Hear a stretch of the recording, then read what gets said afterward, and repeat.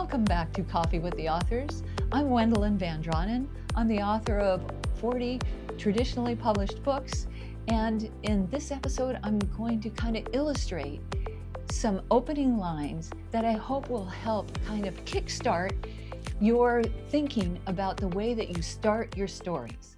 Lots of times we hear that you should open your story with action, that there should be something going on, something physical going on. And I don't disagree with that. I think that's a really good way to start your story. But I also think that intrigue is as important or maybe more important. You want to get your reader intrigued by what's to come.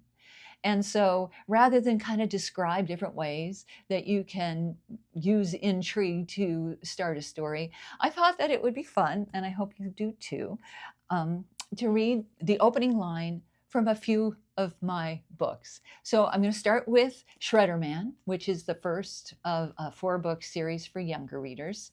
And this opens with, Bubba Bixby was born big and mean, full of teeth, and ready to bite. So, okay, so there's intrigue, okay, about who Bubba Bixby is. He's the bully at school and stuff, but I don't start by saying Bubba Bixby was the bully at school. I describe him a different way to make you feel the Bubba Bixby. Okay, so the spin-off series from the SHREDDERMAN series is called The Gecko and Sticky. And in the opening lines of the first book in that 4-book series, we have, "Quick, Signor, hide in there," Sticky said, pointing past dangling moss into the deep blackness of a cave. "That's even worse than out here," Dave whispered. "Not if Damien Black sees you," Sticky warned. So, okay, who's Sticky? Who's Dave?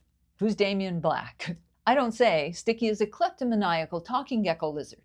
I don't say that Dave Sanchez is kind of his sidekick. And I don't say that Damien Black is an evil treasure hunter. All these things will spool out. So there's not a lot of time spent building the world. You just jump in. They're at this oozy, stinky cave, and we have a conversation going of going inside or not going inside. So a very common early writer tendency is to build the world, describe the characters, go into great detail about how everything works or how everyone looks or their relation to each other, that sort of thing. But it doesn't leave you with any intrigue. It just leaves you like, okay, come on, when's something going to happen? So look at your work and see, are you jumping in? All right, here's another one. Mr. Whiskers and the Shenanigan Sisters. I smelled trouble. It came drifting in off a fella on the sidewalk outside and tickled up my schnoz, clear down to my paws. Okay, I'm not saying that the narrator is a dog, but from that first paragraph, you know this is being narrated by a dog from his schnoz to his paws. Or you're intrigued, like, what do you mean from his schnoz to his paws? So Mr. Whiskers and the Shenanigan Sisters is a mystery, and we start with this kind of mysterious who's talking. There's intrigue there. Swear to Howdy is a story about the mischief these two boys get in, and we start with, Joey's blood got mixed up in mine the same way mine got mixed up in his, drop by drop, pact by pact, and there's times that makes me feel good, and there's times it freaks me out, reminds me. Okay, so we have foreshadowing. We also have like just this whole sense of that there is this friendship, but there's also something dark looming ahead. So intrigue, you're intrigued. We hope you are intrigued. The Secret Life of Lincoln Jones. Okay. Ruby Hobbs came out of her room, dancing and singing, buck naked again. All right. I don't say that there's this boy and he has to spend his after hours at a dementia care facility where his mother works as a caregiver. I don't give any explanation. We just have Ruby Hobbs, we don't know why she's coming out buck naked, but she's coming out of her room buck naked again. So so there's intrigue there. Who's this Ruby Hobbs? Why is she naked? And then we find out that this boy has to spend his after school hours at a dementia care facility.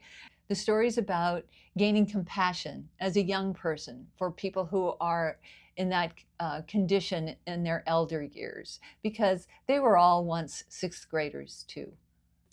Moving on to Confessions of a Serial Kisser. My name is Evangeline Bianca Logan, and I am a serial kisser. So, yeah, she's confessing, like she's at a program where you confess the addiction that you have, and hers is kissing boys. So, a kind of a fun way to start a story. On to Sammy Keys. So the Sammy Keys mysteries, there are 18 of them in the series, and the very first one starts, Grams told me my binoculars were going to get me into trouble. I just didn't believe her.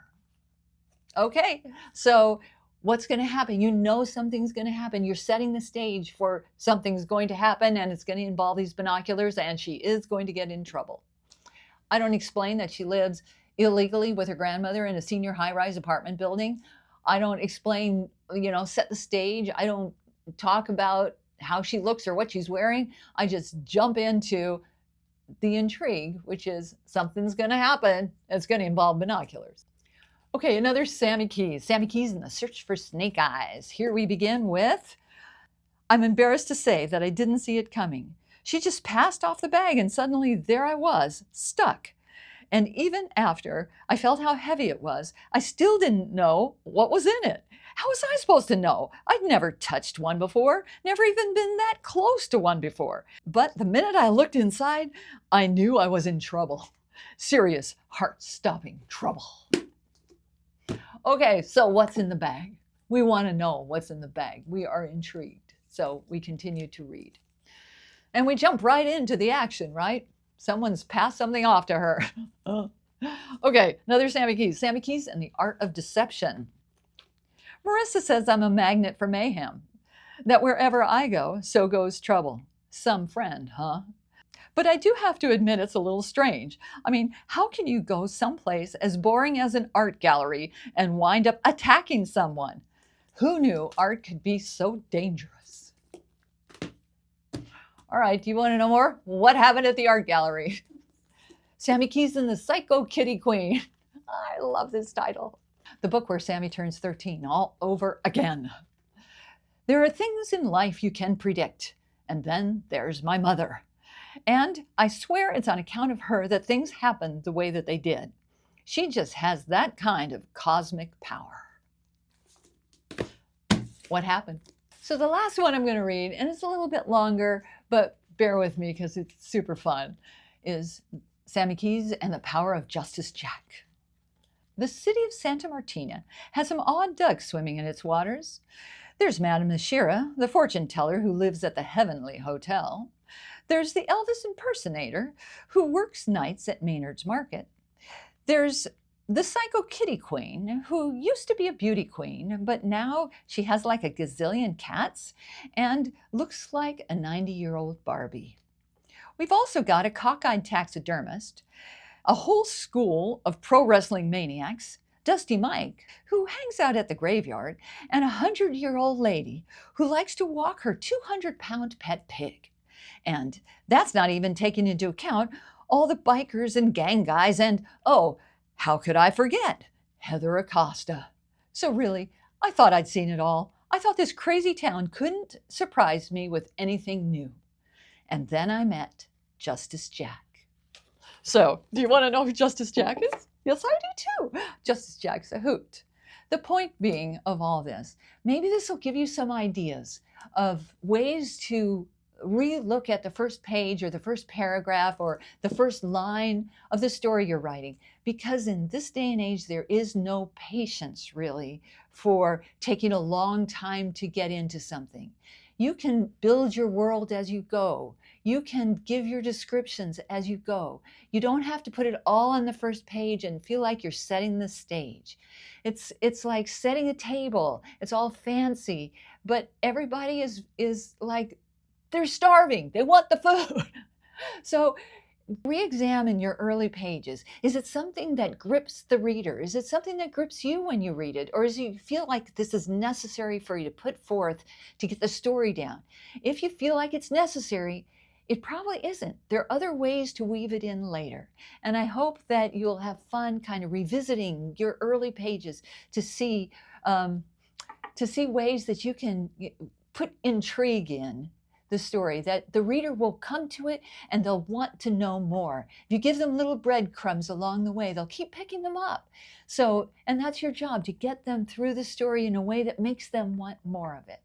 So if you have a favorite line from a book that you've read, that like an opening line, let us know about it. Everybody's interested in that kind of thing. Give us examples of what it is that pulled you in, a story that pulled you in. Or if you have something you're working on and you're excited about your opening line and you feel like you want to share it, we'd love to see. Anyway, I hope this was helpful. I hope you come back and see us next week. In the meantime, remember, dream big, work hard, don't give up. I'll see you next week.